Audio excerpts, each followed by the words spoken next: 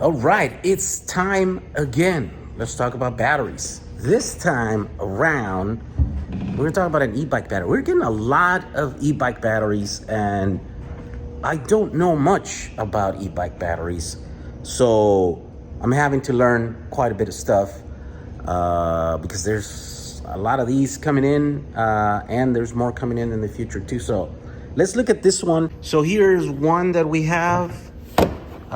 This one seems to be removable, and it's got the little thing here. And then there's this other type in here, but there's more of these ones. So let's look at this one today.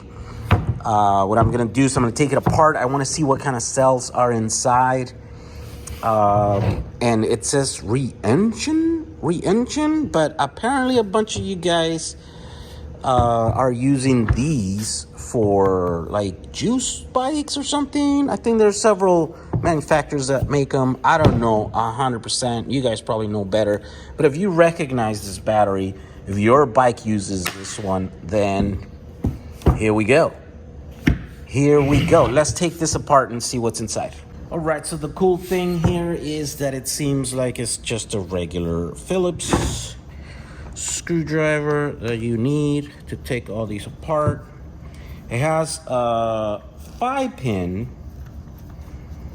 connector to discharge, and then a barrel connector, two-pin barrel connector to charge. Here's the discharge pin. There's one. It's two of the big ones, of the current carrying ones, and then the other ones probably are data. We'll see if they're actually connected inside. By the way, this battery is labeled as a 48 volt, 11 amp hours.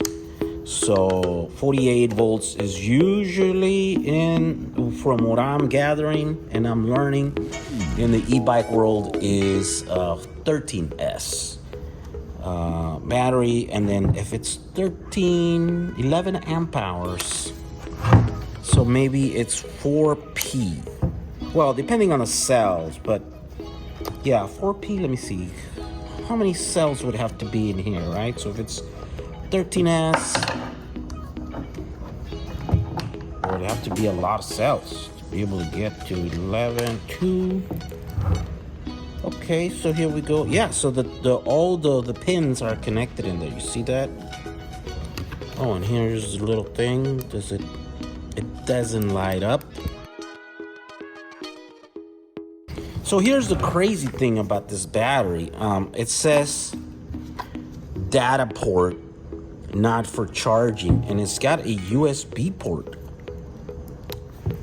in here, right? So the USB port is connected to this board, to this little PCB thing, and then all these black wires are connected to that. So it seems that there's some data that you should be able to either do diagnostics, see the health of the battery, that sort of stuff, or maybe, upgrade software into the BMS. It's pretty cool. Okay, so I'm gonna take the other side, the other cover, and see if we can push that battery through. Thing, and yeah, all these e-bikes have this rubberized compound everywhere to try to keep the batteries from rattling and to try to keep them, I think, well, in this case, the covers have this rubberized seal, so I think it's not to keep it sealed, it's just to keep it from moving inside. So we should be able to just cut that, and then cut these, and then that should slide. Let me get a thing.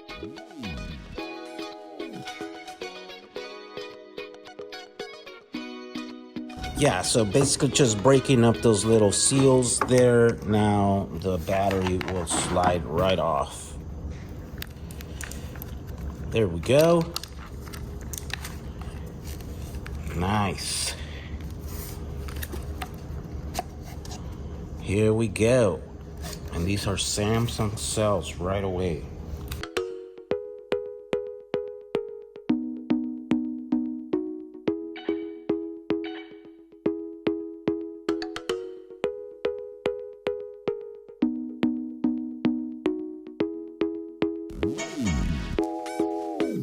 Okay, so here we are. So it looks like there are 13 cells per block. There are 4 blocks.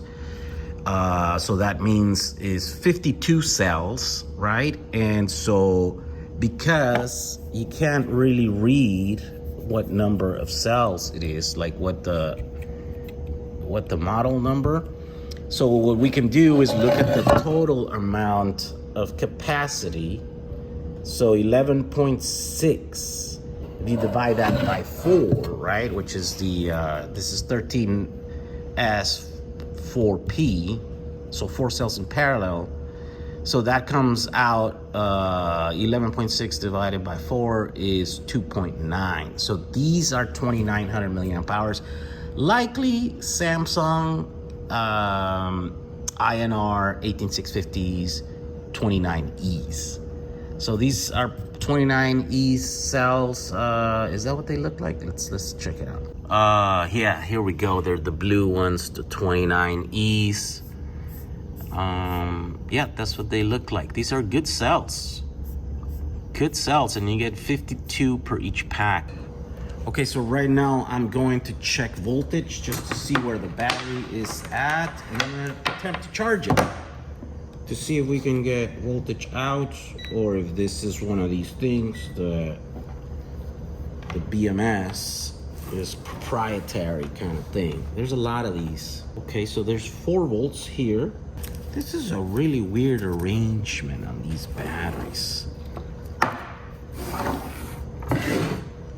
Because look, they just go from here to there, so that means these are the same, and then these are the same. Huh, that's weird. But whatever, it works, right? Ooh, yeah, 52 volts right here. All right, so I've been messing around with this for a little while, and I can't seem to get the BMS to wake up. So try charging it. The cells are at 4 volts each, so it's at 52 volts right now, the pack. And so the BMS should be on. It's not completely discharged. The thing doesn't turn on. So I guess the useful thing to do here would be to take off the BMS and show you just to see how hard it would be to do it, and then just to see if we could replace it, look at that BMS, see if it's available online, and you know how much it costs, that whole stuff. So first, let's take it apart. Let's see if we can remove this BMS from the pack itself. Okay, so the way we're gonna do this is we're gonna try to desolder the pins in here. Now remember, this battery is alive, so you gotta be careful because you don't want to make sparks. 52 volts. So the first thing I think to do is to disconnect the balance connector. That connector is very, very small. Do it. I don't know, this is the best way to do it first. You might be a better idea to do it after, but now we just have to disconnect the big ones. The thing here, we'll wait till it's 400. There we go.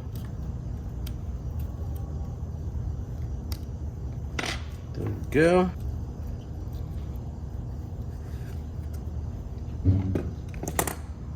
The last thing to do is to disconnect the big wire that comes out of, well, you know what? Let's just cut it.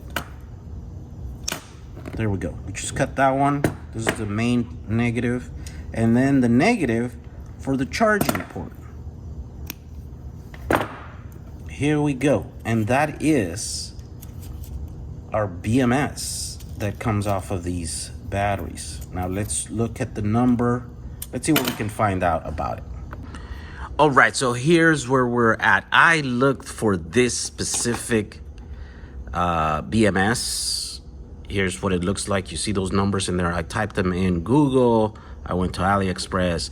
I searched Rienshin, 13S. I all the search terms that I could think of, and nothing came up. Just a bunch of generic 13S BMS for e-bike batteries came up, right? And so because we can't find this particular one, now I did find some info that said to connect and disconnect this cable, and that would reset this.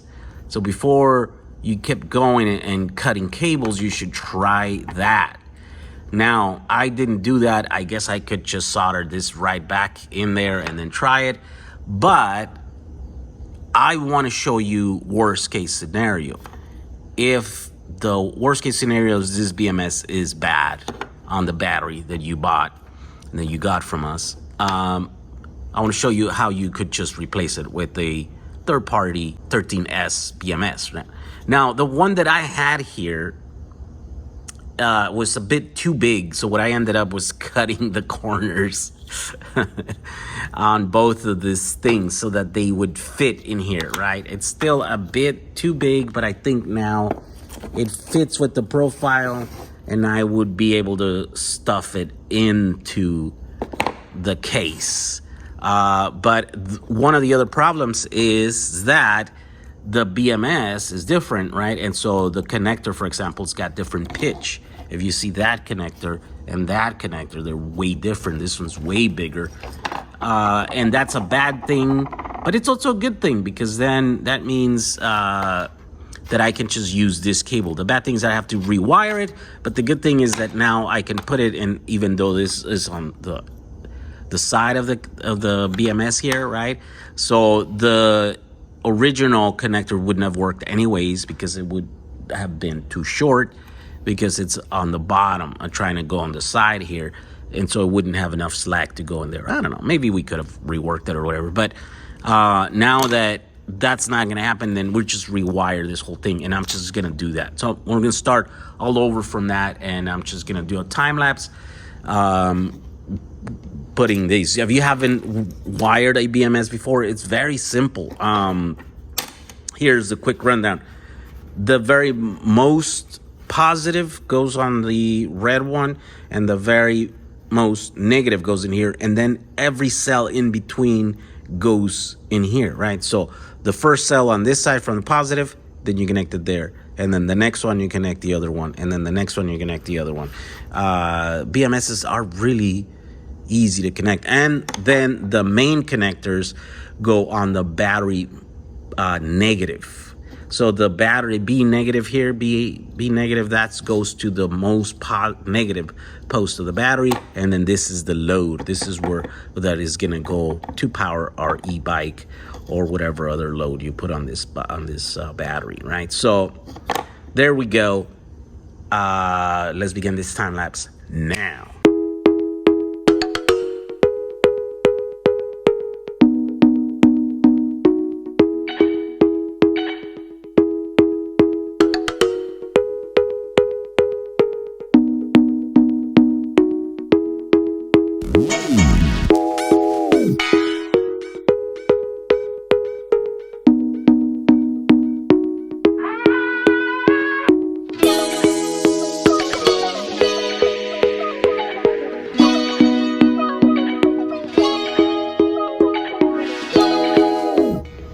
All right, so here we go. I just added all those wires in here. All right, there we go. And then connected it into the BMS, and then just taped in the BMS in here. Now, what are the things that are gonna be different? Well, definitely the thing that tells you the state of charge.